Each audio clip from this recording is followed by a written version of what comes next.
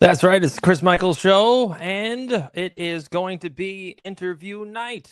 I have Dr. Owen Anderson with me, professor of philosophy and religion at Arizona State University, a James Madison Fellow at Princeton University, a pastor of Historic Christian Church of Phoenix and Peoria, Arizona, and also a dedicated Gracie Jiu-Jitsu instructor, father of four, widely respected public intellectual and scholar with a PhD in philosophy, specializing in natural theology, ethics, and the philosophy of religion. He's also written a couple of books: The Natural Moral Law, The Declaration of Independence in God, and The 12 Arguments.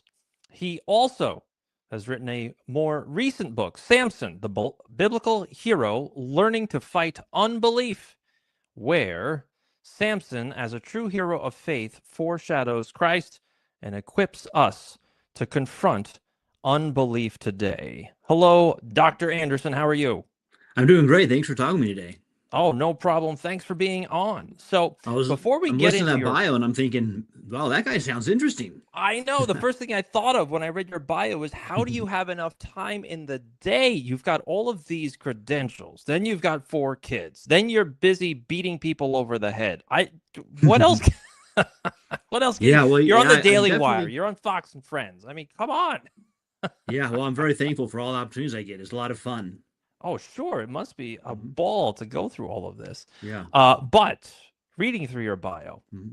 I was pleased as punch to see that local radio station in Arizona, one that has really put burr in my saddle, 91.5 KJZZ in Mhm. Phoenix, an NPR station, is upset with you because of what? Are you pushing back against DEI or something?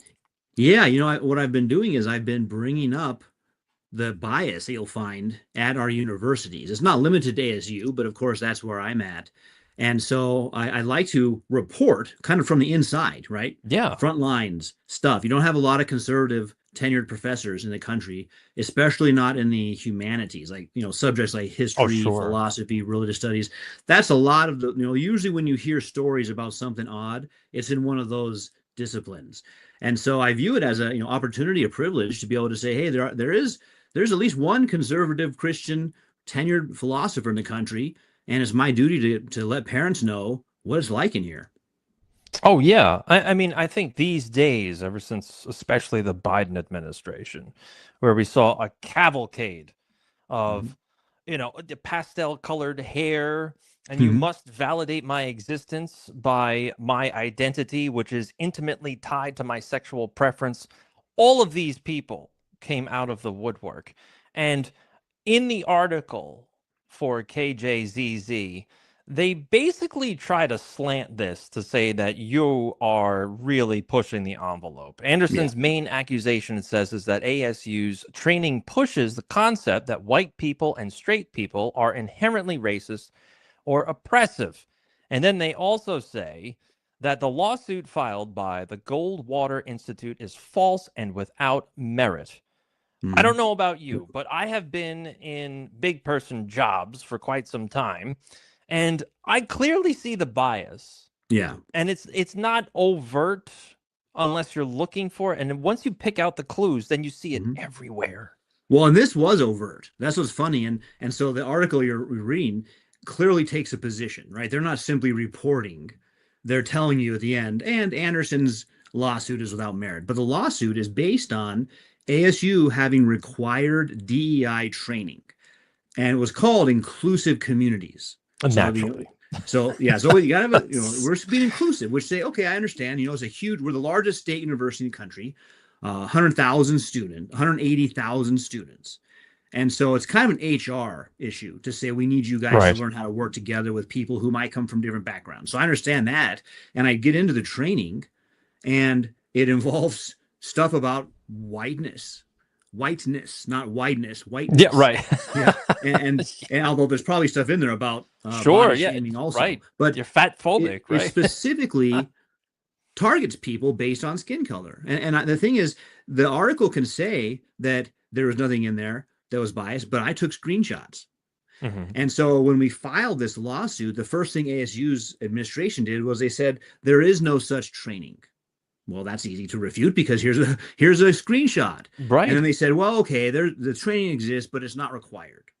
Well, here's a screenshot where it says required in red. Well, okay, but it doesn't have that material in it. Here's a screenshot where it talks about the problem of being white or the problem of heteronormativity. So they tried at first just to say it doesn't exist, and it does exist. It's as bad as it sounds. And so we proceeded with the lawsuit. Now, what's interesting is after we proceeded with the lawsuit, ASU took down the required training, but continued with the lawsuit. In other words, this is what I want to know. How much is this costing ASU to defend Oh, yeah. training that doesn't exist anymore?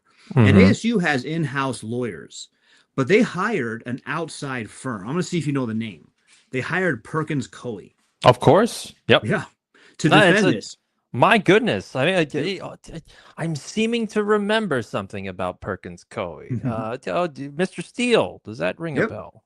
Yep. All the Russia dossier, the Hillary Clinton Russia stuff, that was Perkins Coie. Even in March, just this last March, Trump removed their security clearance. Like they had federal security clearance.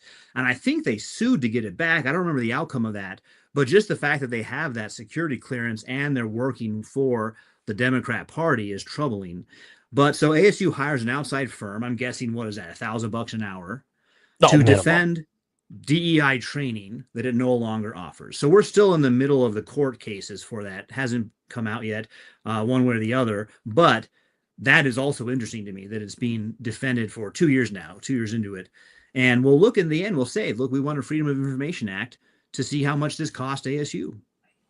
Oh, for sure. This would be an immense cost because not only are you having to consider the cost to defend this kind of Mhm. policy, but you're also going to have to generate the cost to actually implement the policy. Mhm. Because I Yeah. can almost guarantee you there is going to be a lot of grift in that after we Mhm. saw what Doge uncovered, Yeah, what we're after what seeing, right?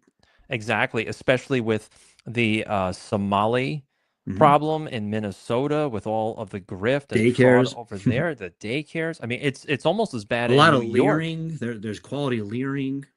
Oh yeah. So I mean, Mhm. all of this stuff. I mean, you could probably ride in on a white horse and say, "Look how much money I'm going to save you Yeah.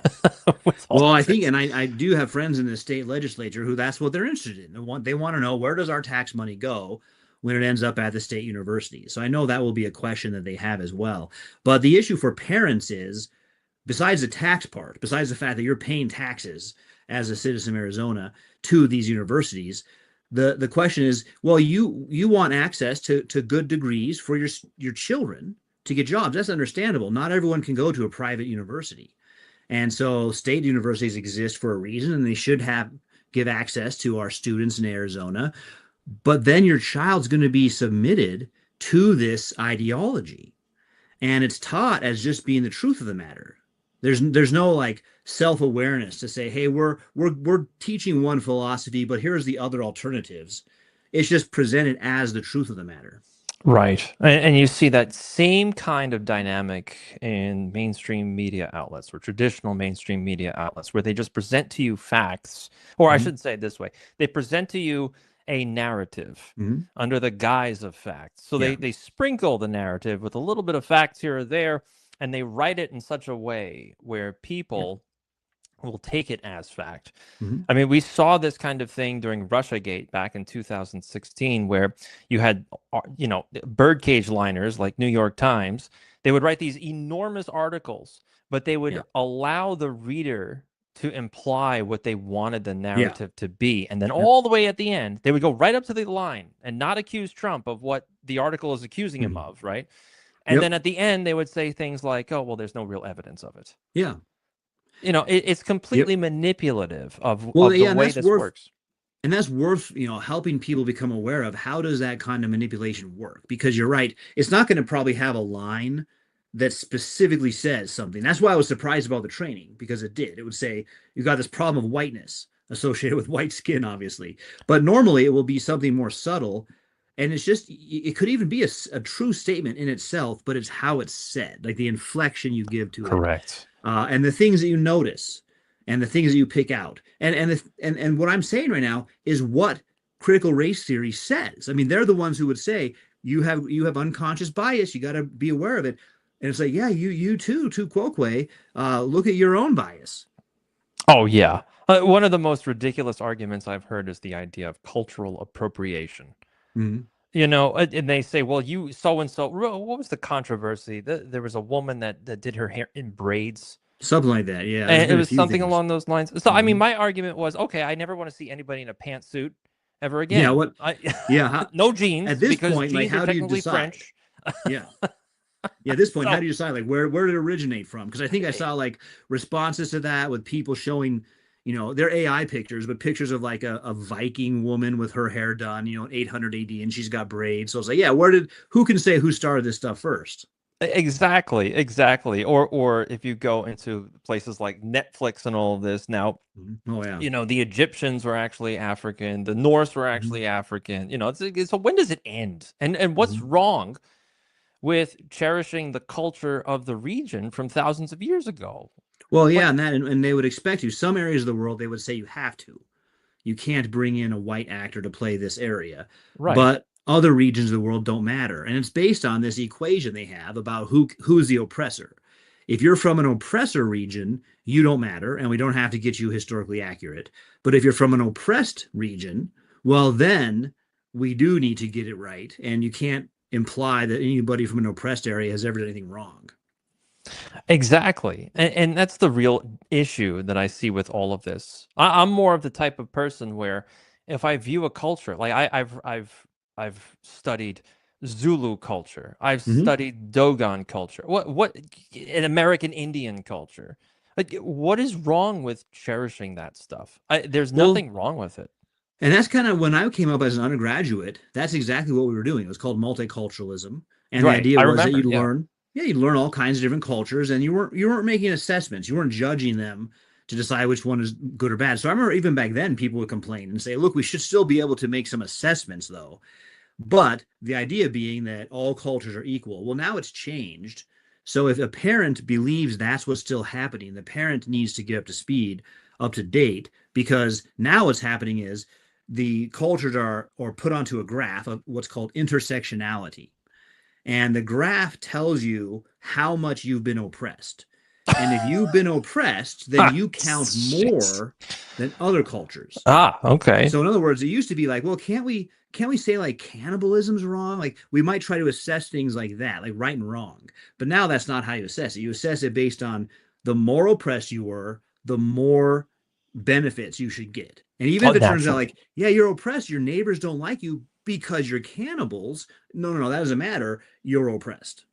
Right, and you're misunderstood for being cannibals. There's Mhm. really a logic to it that we as Yeah. a culture in the West should observe Mhm. and try Yep. Something and like try to that'll go on. Yeah. incorporate. Yep. So now So, it in one interesting way then it's kind of flipped back to like a pre-multiculturalism stage where you would say there is a culture that's superior. It's just that it's anything not European, not Western, is superior now. right, and for no real reason other than Just the to try and oppression, intersectionality. exactly this constant victimhood that Mhm. I don't know about you. I'm tired of reading about, and I'm Yeah. tired of the argument because Well, yeah. if you had policies, and you not personally, but I'm talking Yeah. to the collective you, Yeah. if you had policies that actually worked and helped people, then you wouldn't have to play this victimhood card all the Mhm. time. Like, Yeah. well, let your policies speak for themselves. Yeah. And so I wanted to ask you, how has your experience in the educational field really impacted you as a Christian? Mhm. Yeah. Because I view education, especially the ivory towers out there, Mhm. they will do anything in their power to try and push down and sideline Christianity of any Oh yeah. sect, whether you're Roman Catholic, Mhm. like I was raised, Lutheran, whatever it is. Yep. I, especially now in my 40s, I genuinely see this war against Oh Christianity yeah. that people like Rush Limbaugh used to talk about, and I Yeah. wouldn't take seriously. Oh yeah. I miss Rush.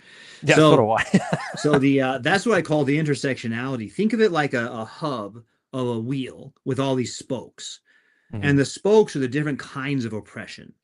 So they all come together in a hub. The hub is what you just said. It's Christianity. So at first they might say the West, or they might say the imperialistic United States. Right. But when you scratch that a little bit, say, okay, but the West is a lot of stuff. What do you mean exactly? It pretty quickly comes down to anything taught in the Bible. So the biblical view of marriage, the biblical view of morality, the biblical view of the purpose of life, that's what they're talking about.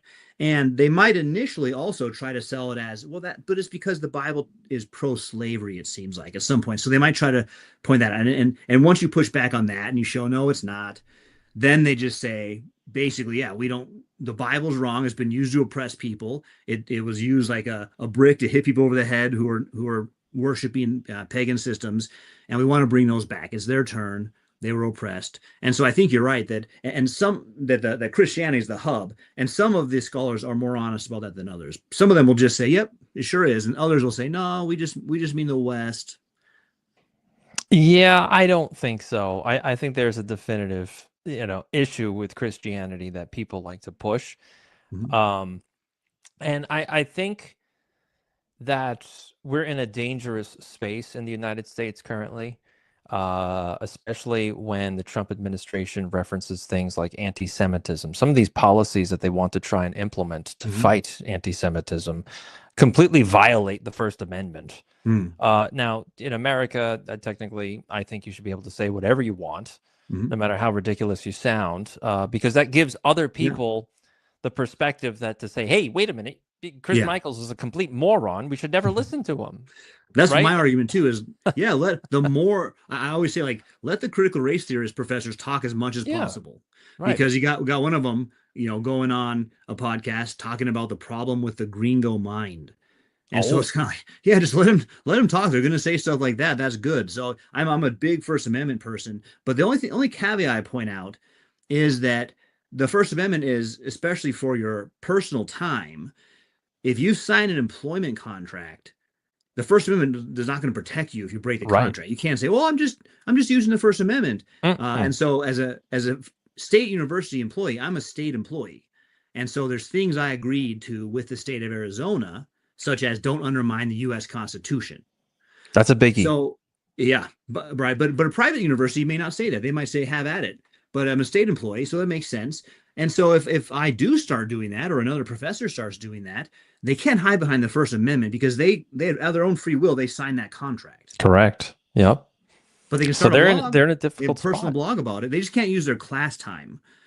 And that's what we find happening is class time is used to push an anti-American agenda in state universities. That's not the same as having a private blog on your own personal time outside work. Right. Unless you're woke, then you can't talk about it. Because how many times have we seen videos on social media about how these professors just outright say that, they're all happy that if a white male in particular ends up at the wrong end of some political process or legal process. I mean, it's really reprehensible. Yeah, well, I'm the TPUSA club advisor for ASU. Oh, you are? And so, Charlie Kirk was, this TPUSA is here. Yeah, right. And so he would come to campus quite often. And, I'm still heartbroken over it. But we saw what leftist people would say about him. Happy and rejoicing and making fun of him, and what he would did. We had ASU was generous. They let us use their basketball stadium, which I think is up to 14,000 people. We had 10,000 people come out for an ASU memorial a couple days before the big national one, which is also here in Arizona, but it was at the Cardinal Stadium, which seats 70,000. Sure, it was packed. So ours, though, for ASU, 10,000 is a lot.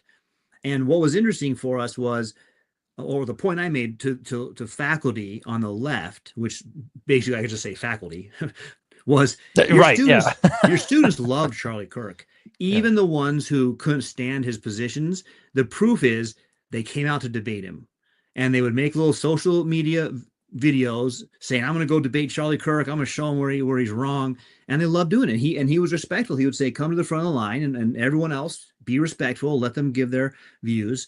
And that's something that we lost, and it was taken from the students by this murderer. Now they don't have the chance to go out and, make a little selfie of, hey, I'm proving Charlie Kirk wrong. They don't get a debate anymore, and that's really sad. I think a lot of this started with the death of Tim Russert. Remember him from Meet the Press? Yeah, but I long made the time connection ago. for me. Well, Tim Russert, even though everyone knew he was a Democrat, he would still go after these guys. He would Yeah, that's sit there right. and ask them a question. They would give their canned answers. And then he'd be like, Mhm. oh, look, let's look at the screen and what you said. Here's a quote, and Yeah, you're right. totally obliterate them. Mhm. But he would do that to both sides, Yeah. Republican and Democrat. I think a Mhm. lot of this has been lost. Yep, And 100% gone. I think this is a plan to stifle not only free thought, but also freedom of speech. Because Mhm. how many times have you known somebody that says, hey, I'm going to whisper this thing to you, but Mhm. I dare not say it in front of my wife, colleagues, friends, or whatever, because I want to Mhm. maintain the peace. Well, that's intellectual suppression. Yeah, self-censoring. Exactly. And this leads me to my next question to you. How do you think Christians should be going through the educational system? I mean, you've written a couple of Yeah. articles, right? Progressive Mhm. ideology in higher education, why Christians must speak boldly, faith under Yep. fire. I mean, I think there should be no reason why a Christian should be embarrassed to talk about their faith or even declare their faith.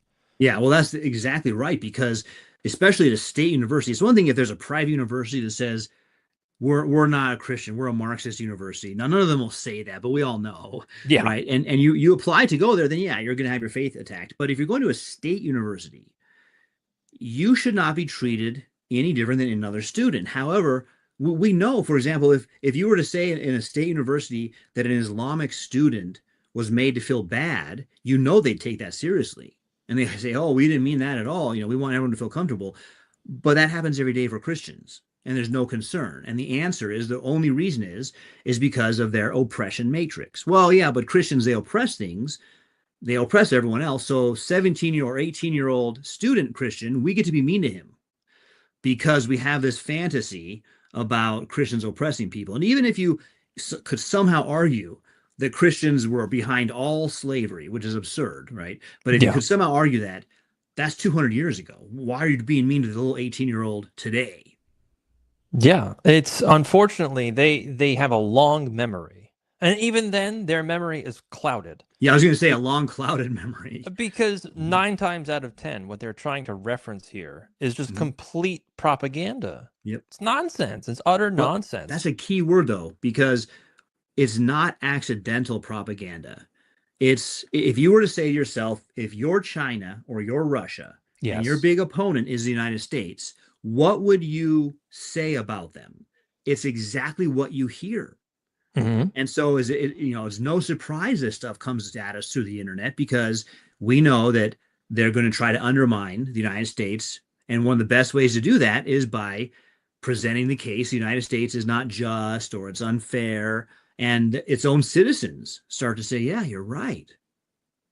And I also think it goes one step further. I think this actually goes along with our point from before about the war against Mhm. Christianity. It's not just focused on college campuses in the United States. It's focused all across the Western world. Yeah. I mean, you had the burning down of Notre Dame a few years Mhm. ago. It was an Uh, accident. sure, naturally, yeah. Somebody We got just, that, and we got the one just a couple weeks ago. Where was it in Holland? A really beautiful yes, cathedral burned down. Yeah. yes. And then a couple of months ago, there was an art exhibit in one of the oldest cathedrals, but it was graffiti. Mhm. Right? So why would Yep. you allow graffiti to be painted, even though it was like a sticker that they would be able to take off, right? It was nothing permanent. But why would you allow something like graffiti to be placed all over a literally a cathedral, which is a Yeah. national landmark, Yeah. right? You would never see a rabbi allowing this in a temple or an imam allowing this Mhm. in a mosque.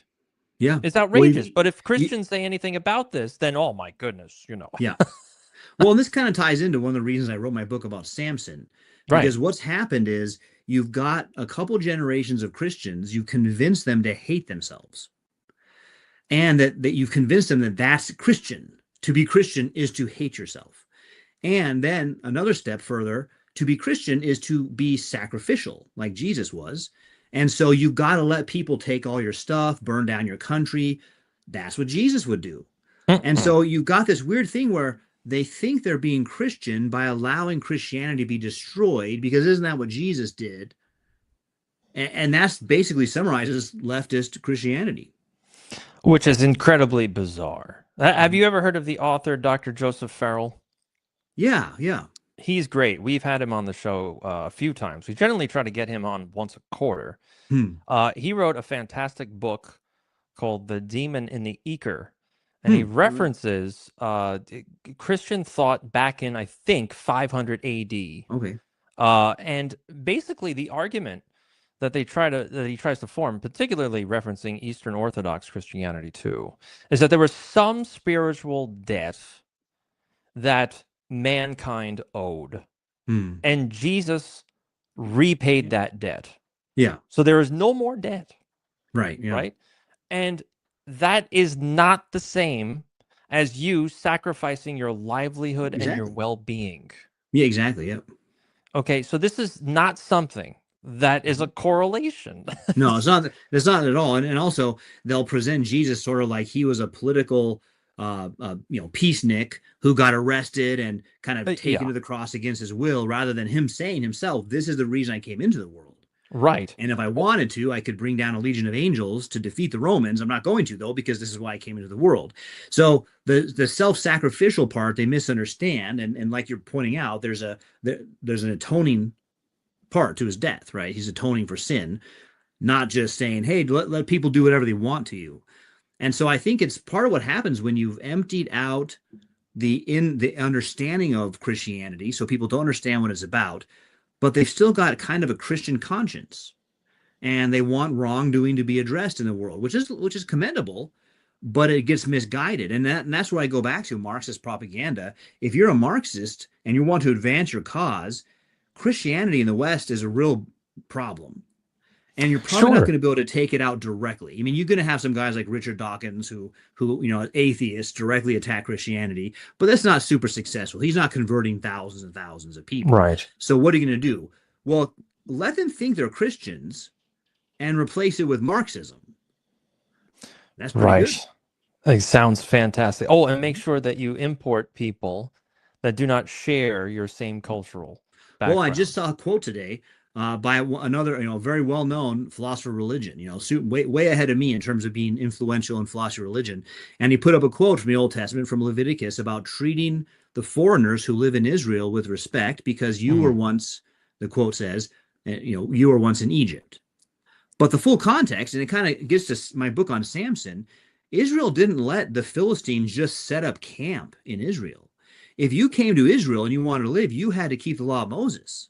And you would also be subject to the consequences of breaking the law of Moses, which could be an execution. And sure. so the way this philosopher misused the quote, it gives you the picture that Israel is saying, hey, Philistines, yeah, just come on in. You can worship Dagon, your God, set up a temple next to ours. We'll have our temple, your temple. Maybe we can even bring your temple into our temple. That's not what was going on at all. You had to convert and live according to the laws of Moses to be in Israel. I think the proper word that we're all looking for is assimilation. Yeah, Something and that through no conversion. one, Mhm. And so you've something got a that, couple of big examples. I mean, there's a whole book in the Old right. Testament, the book of Ruth, about a Moabitess, and they worship the god Chemosh, and she converts. She comes to live in Israel. She marries a man named Boaz, who then is the great grandfather of King David. So Interesting. there's an interracial marriage, so to speak, but it's Sure. because she converted and she wants to live as someone in Israel, and very successful marriage. Interesting, because Boaz is, if you research Freemasonry a little bit, it's one of the pillars Well, in yeah, their that was the two symbolism. pillars. They had that name. What was the other one name? There's Jochim, I Mhm. think. Yeah, I so that could be was one of mistaken them. though. Mhm. Yeah, so that's very interesting. But I want to read you as we get into your book, from Hebrews 11:32 to Mhm. 34, who through faith conquered kingdoms, enforced justice, obtained promises, stopped the mouths of lions, quenched the power of fire, escaped the edge of the sword, were made strong out of weakness, became mighty in war, put foreign armies to flight. Mhm. So this is all about the faith that Yeah. Samson had. And you took this as inspiration. And I hope with this book, you can somehow inspire the youth of America as Thank they you. go through college. So, Yeah. what made you choose Samson, especially with Yeah. a quote like that?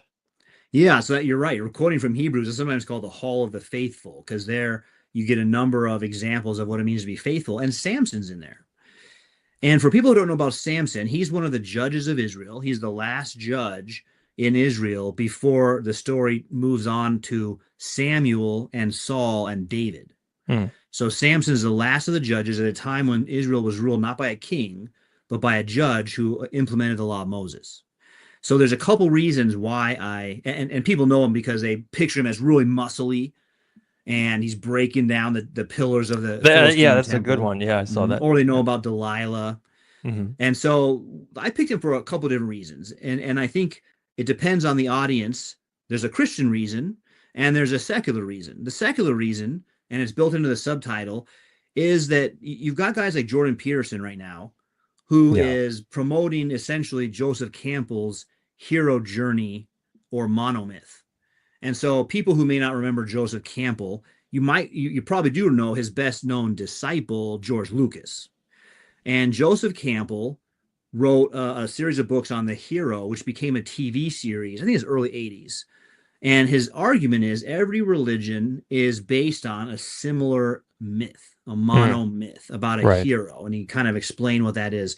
And then George Lucas was learning from him, and said, "This is great. I want to make a contemporary epic that teaches this," and that's what we call Star Wars. So the monomyth, Jordan Peterson, maybe it gotten forgotten for about 15 or 20 years. I'm in religious studies, so it's still on, we still study that stuff. But in American culture, people kind of forgot who's Joseph Campbell. And so all of a sudden, here comes Jordan Peterson. He's just repeating the same stuff. But Christians love it because what they remember last is Richard Dawkins and the New Atheist, Sam Harris. So the last time they had a public intellectual, it was these guys lambasting Christianity. Well, now here's a Jungian, follows Carl Jung's Yeah. psychology of religion. He comes along and says, no, I think the crucifixion, the resurrection are real. And Christians are like, what? This is amazing. A public intellectual who's on our side. Well, hold on. Ask him what he means by real.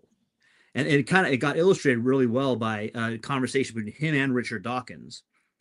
And Richard Dawkins asked him, do you believe Cain from the story of Cain and Abel is real?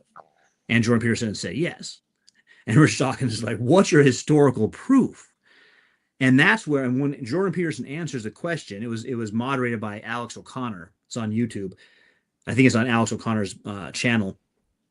You realize he's not talking about material history, that in history there was some guy named Cain. It's an archetype. The two brothers, where one kills the other, is a mental archetype. And he tells Richard Dawkins it's more real than real. And Richard Dawkins, poor guy, he's just a simple materialist. He's not into this psychology stuff. He doesn't know what's happening. But he means that it's built into the structure of our consciousness, which is what Carl Jung taught. Yeah. And so that's a lot different than what Christians mean when they say, no, there really was a historical guy named Jesus who really rose from the dead. It's not just a mental archetype. So in my book, what I do is I juxtapose what I call the biblical hero, in this case, Samson, with that hero story to say, I don't think there is one hero, the monomyth. I think there's two. There's the pagan archetype and there's the biblical archetype. And in the Old Testament, Samson's a really good example.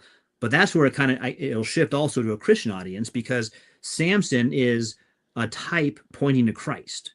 So a lot of the things Samson goes through are things that point to what the Messiah, who Christians believe is Jesus, what he goes through. Correct. And I think also there's a lot to learn from this, from the Samson story overall. So I think so. What is, for people that may not know, for the mouth-breathing pagans in the audience, what is Samson most well known for? Yeah. What story? Yeah, probably Delilah, Samson and Delilah.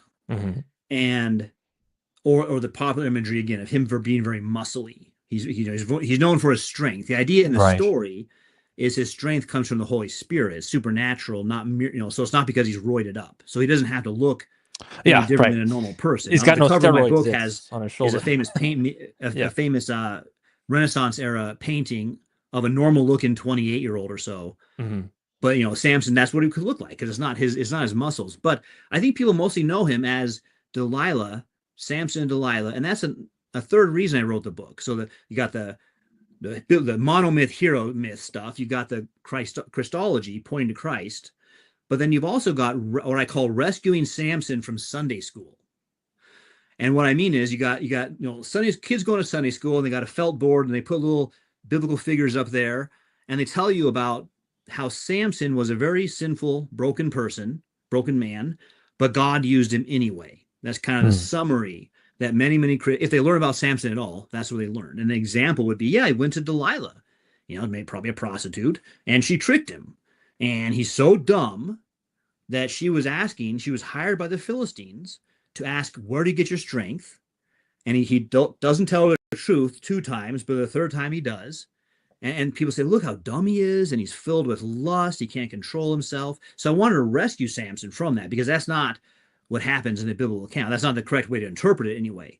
Right. And so what happens in the biblical account, the reason why I think he's someone we can look to as an example of courage is even before Delilah, what Samson does is, I liken him to John the Baptist, to Jesus, is Samson to King David. So John the Baptist begins and prepares the ministry that Jesus takes over. And so in the Old Testament, Samson begins the attack on the Philistines, which David finishes, King David. And so Samson, the Israelites were living under the control of the Philistines, who worshipped a god named Dagon. He was basically probably like Jupiter or Zeus of the Greeks. The fish god, if I remember correctly. Yeah. That sometimes they say that's based on a misunderstanding. But you're right. Most of the times he's a linguistic misunderstanding, but most of the time he's presented as a merman. So maybe he's related to Sidon, the Greek god of the water.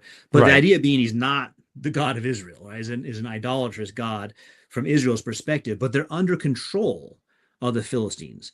And so what Samson does in a few different ways in his life is he takes the battle to the Philistines. He's not sitting back waiting.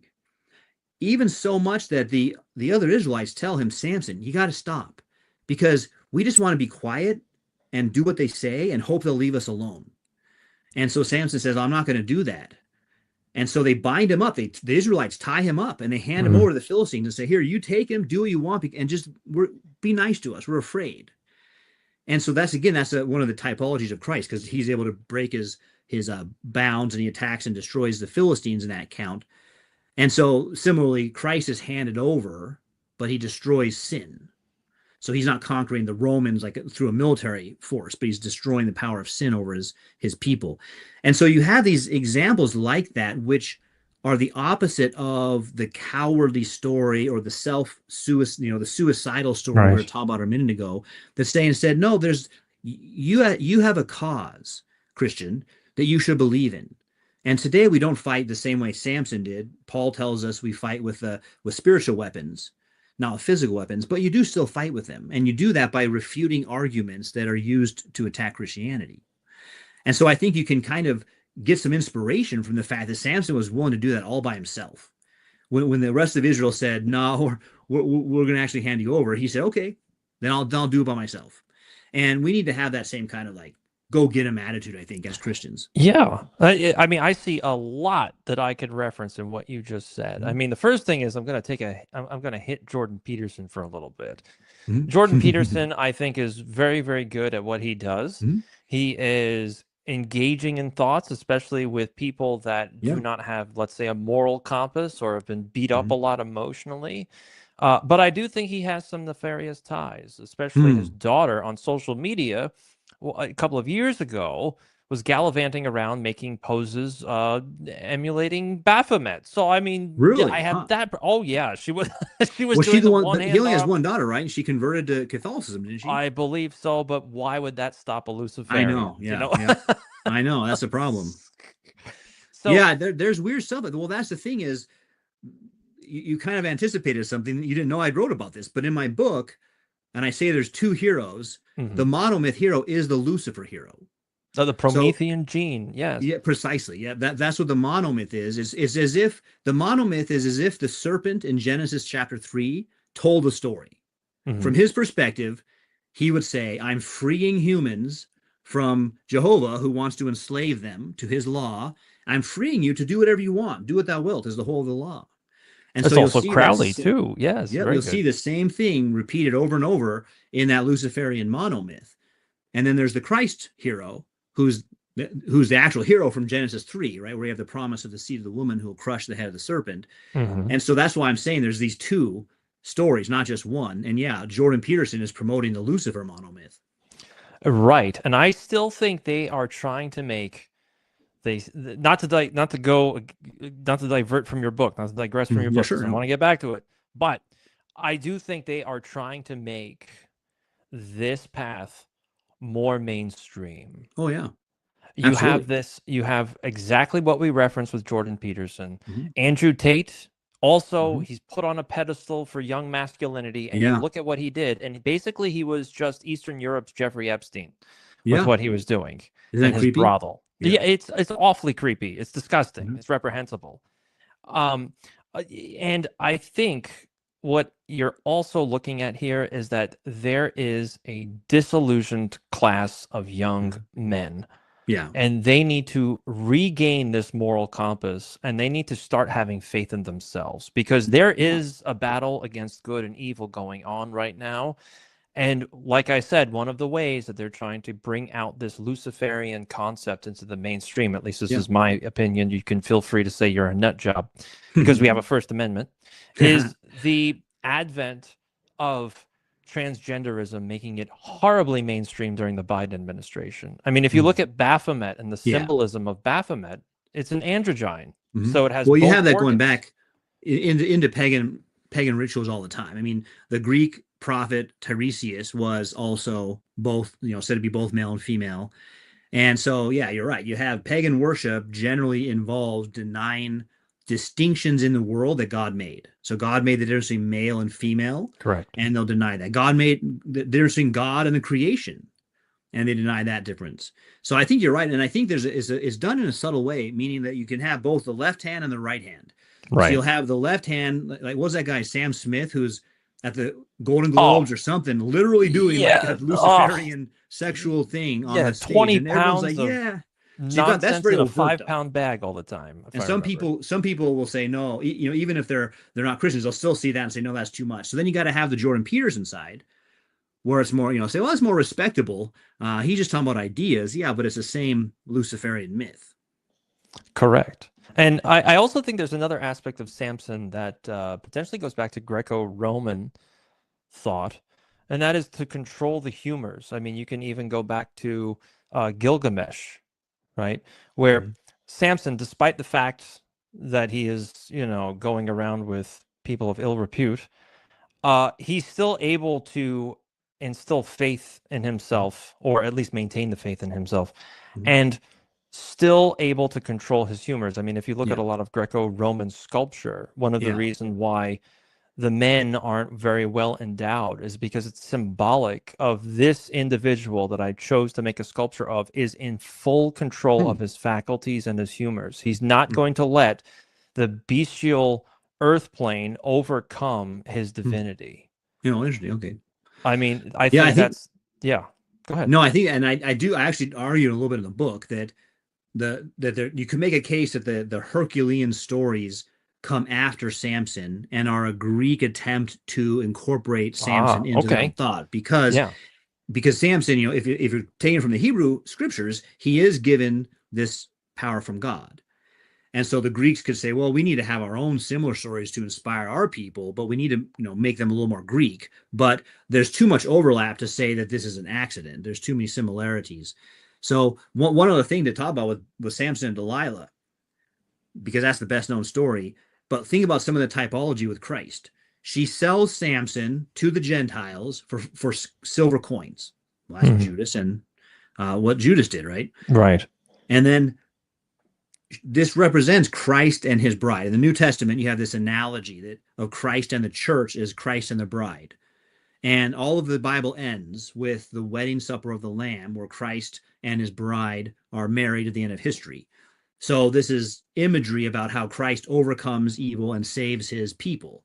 Well, the story of Samson and Delilah is a lot of parallels to that because Samson is told, he must be really stupid. Doesn't he know what she's doing? Well, didn't Jesus know what Peter was doing when Peter denied him 3 times? So you have Delilah essentially denying Samson 3 times. And Samson's being patient with her as a human as a husband, hoping she doesn't betray him. And I'm not saying that's exactly like Jesus, because you have the divine side of Jesus who knows what's going to happen. But from the human perspective, he gives her one chance, two chance, a third chance. And people think that's stupidity rather than, no, that's love and patience. And he's willing to go through that with her. And then when the Philistines say to her, we're going to kill you if you don't deliver him, he tells her what it really is so he can be delivered over and be killed to protect her. Mm-hmm. And then he's led away to the Philistines, who blind him and they make him into a slave. And eventually they want him to be a source of humor at their temple. So they bring him out in their big festival to make fun of him and beat him and laugh at him. And that's where he prays his last prayer to destroy the Philistines. And he breaks the pillars of the temple and everything falls down and everyone dies. But at that last, again, dying at the hand of the Gentiles to save his people, pointing us to what the Messiah does. Right.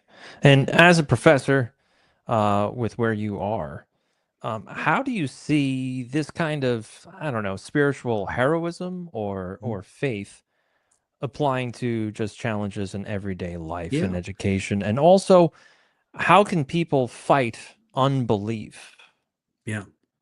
Well, I mentioned the Apostle Paul saying we don't fight with weapons of this world, we fight with spiritual weapons. And then he gives kind of an example of that. This is 2 Corinthians 10:5. Demolish all arguments that are raised up against the knowledge of God. So you're using your mind, your God-given mind, to preach the gospel and refute the attacks on the gospel. But I think you touched on something not too long ago, which is at the heart of an answer to your question. Young men need purpose. What's the purpose they have today? And I'm especially looking at them for the same reason you did, which is you mentioned someone like Andrew Tate or Jordan Peterson, and these are the part of the manosphere. Young men are looking up to them because what else do they have to look to? They're told through their whole education that they're horrible. Everything wrong in the world is due to men, and the only choice they have is maybe to work their whole life to pay taxes to leftist causes, so maybe they can atone for whatever their ancestors did. That's a bleak existence. Who would want to live that existence? And so the danger is you're going to push young men into an Andrew Tate narrative. And that's one reason I would write about Samson, is because I want to say, no, don't go down that path, but you do need meaning and you need purpose. And the Great Commission is what provides you with that purpose. Jesus telling, go into all the world, making disciples of all nations. That's a huge job. And none of us will finish it, but we all can contribute to it. And it gives your life purpose. And I think that also brings back in the ladies, because we're talking about just the men. But we know from statistics right now that although some of the young men are becoming more conservative, the women are becoming more liberal. And so you're going to have this big generational divide, and you're going to have like, well, who's going to marry who? I mean, what's going to happen when these two groups get married? Or maybe they say, I don't want to get married. And so we need to be able to explain to young ladies as well, what's your purpose? And when you've got guys like Andrew Tate taking over, well, you don't want that guy explaining that. Or you have other conservatives, I'll put it in quotes because I don't know these guys. These guys maybe just a psyop. I don't even know if they're Right. real. But they just say the purpose of women is just to have babies and do whatever I say. Well, no young lady's going to listen to that. No one wants that as their vision. So I think it's incumbent on us that we have to provide some sense of what is the meaning of life. Yeah, and what is the moral compass that we are supposed to be observing now? I think it got lost somewhere right after World War II. Maybe even a little before that. Maybe we can go back to the Barbary Pirates. But the whole idea is that there doesn't seem to be any clear direction. And whenever the United States tries to coalesce wayward sons and daughters, it basically turns into a war.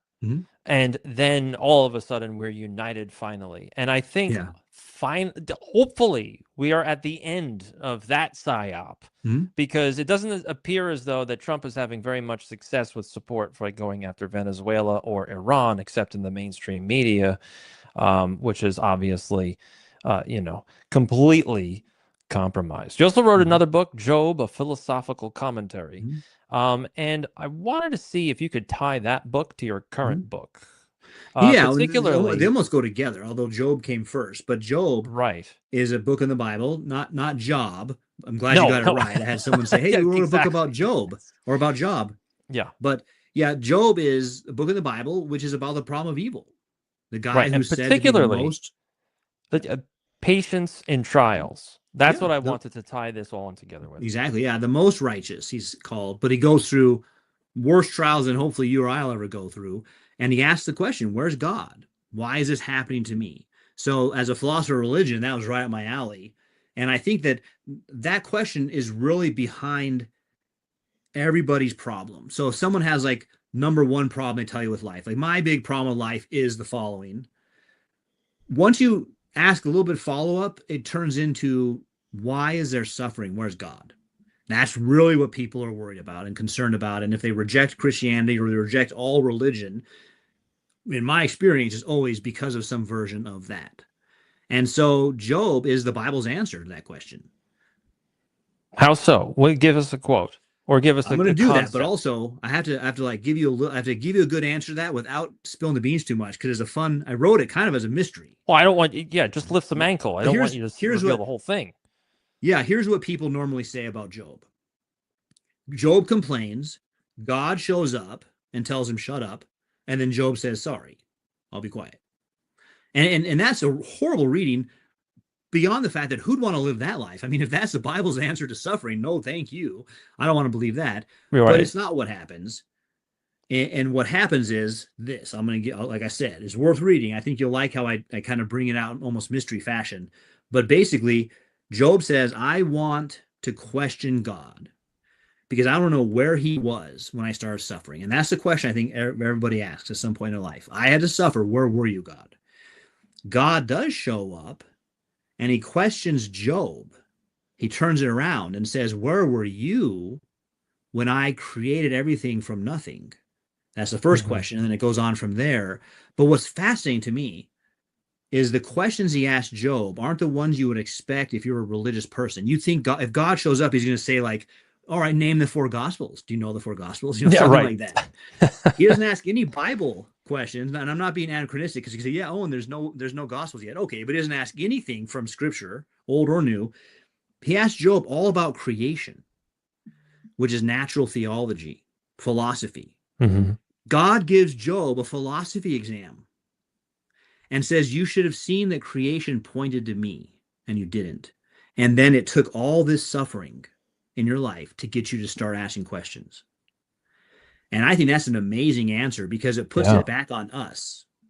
We like to complain and say, I'm just going about my business. But how much suffering, you know, you're a little bit younger than me, not a lot, but you're younger than me. But I know for myself, I'm pretty stubborn. It can take a lot of suffering before I actually start paying attention. Oh, sure. Yeah. And that's what the book of Job says is if you're honest with yourself, you're not paying attention. And that's what suffering is what makes you wake up in life. Absolutely. It's the stimuli that we need. I it's can't the time tell when people, you. like this is the only time when people start to say, ask the big questions. And as a philosopher, that makes me sad because I want to ask the big questions all the time. But you know, if you see someone who's kind of looks down and they're saying stuff like, man, I don't know what the meaning of life is. You can say, hey, just as a note, are you going through a hard time in life? Yeah. How'd you know? Okay, because no one asks until they do. Yeah, right. Yeah, exactly. No one asks until you're at the bottom. So final bonus question before we round this out. Who was your favorite philosopher? Who was the one that basically kindled the fire? Well, for me, again, Job is up there. I really like him, but I came to that later. In terms of the front end, like as a young student looking through the philosophers, Socrates, and it's a generic, basic, vanilla answer. But I really like what Socrates did in asking people, do you know or do you only think you know? Mm-hmm. And being willing to get in big trouble for asking that question of the authorities. But he's just asking, like he's not trying to be a jerk, but he wants to know, do you really know what is good and wise and just? And for me, that was a good challenge because I want to know what is good and wise and just. And I also want to know if the authority structures in my life know that or if they're just posturing. And so I have a hilarious story about it because I'll ask my philosophy students, do you know or do you only think you know? But of course, as a dad, my little kids had to grow up with a philosopher dad. Sure. So when all four of them were under 10, I would tease them and ask them that, do you know or do you only think you know? So one day we're driving through a drive-through at McDonald's. Don't turn me into RFK Jr. I know, I'm so sorry. Yeah, we're driving flip the food pyramid now too. Yeah, we're driving through the drive-through at McDonald's to get some food, And I didn't know it, but one of my students works in the window. So we pull up and the window opens and he sees me and he says, Anderson, do you know, or do you only think you know? Because we just gone over that in class. But my kids didn't know that, and it blew their mind. The McDonald's guy is asking the same question my dad asks us. And so they have this memory of the Socratic moment at McDonald's. Oh my goodness, that's fantastic. Mine was philosophy of Marcus Aurelius and Stoics. Stoicism. Boy, oh boy, did that help me through my 20s dealing with psychotic women. You know, and what was it, because of Gladiator, or did you find it on your own? No, I found it on my own. I'm a big book person, so I found a book from the 50s for $1 at a sale, and I started to read it. And you know, nothing gets underneath people's skin more than a response to, than okay. Yeah, you know, when they really that's why I like Jocko. Yeah, good. Yep, exactly. It's gonna be really hard. Good. Yep. And what? All right, this has been the Chris Michaels Show. This special guest tonight has been Dr. Owen Anderson. Where can they find you? Where can they buy your book? Yeah, well, I try to keep my socials consistent. So Dr. Owen Anderson, Dr. Owen Anderson. My Substack is dedicated to basically reporting from the inside of ASU. So if you go to Dr. Owen Anderson on Substack, you'll think it's a comedy routine, but it's not. This is real stuff going on at ASU. And so I think people have a lot of fun with that. And then on Twitter and on Facebook, I'm mostly on Twitter, not so much Facebook, is where I go to debate and argue and whatnot, have a lot of fun. So you can find me there, send me a message. I'd love to answer any questions you have. All right, absolutely. I've got Dr. Owen Amazon, Anderson. Same thing on Amazon, Owen Anderson. I've got an author page. You'll see all my books listed. Yes, you definitely have to go there. Everybody has to go there. Everybody has to buy these 2 books for your own ability to comprehend everything that we've been discussing today. The first book being Samson, the Biblical Hero, Learning to Fight Unbelief. And the second book, which I think would go along very well with it, Job, a Philosophical Commentary. Dr. Owen Anderson, thank you very much for being on the Chris Michaels Show. I'm glad to talk to you. Hope we can do it again. You bet. Anytime.